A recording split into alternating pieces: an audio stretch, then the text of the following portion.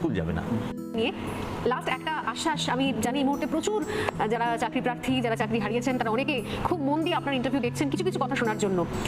যেখানে দুর্নীতি হয়েছে সেই সমস্ত ফাইল কি খোলা হবে? এক, টেট যেভাবে যে জায়গাতে গিয়ে আটকে গেছে সেই ফাইল কি খোলা হবে? দুই এবং তিন, যারা অপেক্ষা করে রয়েছেন, ঝুলে রয়েছেন, তাদের ভবিষ্যৎ সম্পর্কে আপনি কিছু ভাববেন কিনা? তারা প্রত্যেকে কিন্তু এই ক্লাস 10 পর্যন্ত প্রাইমারি শিক্ষকের জন্য দাবিদার হয়ে তারা রাস্তায় বসে রয়েছেন, তাদের জন্য কিছু ভাববেন কিনা? দেখুন, এই মুহূর্তে এই বিষয় নিয়ে আমি বা আমাদের সরকারের বিশেষ কিছু করবার জায়গা আছে বলে অন্ততপক্ষে আমি মনে করি না।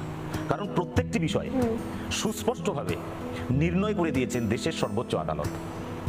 আমাদের কোনো জায়গাই নেই সর্বোচ্চ আদালতকে বাইপাস করে বা তাদের অমান্য করে অন্য কিছু করা।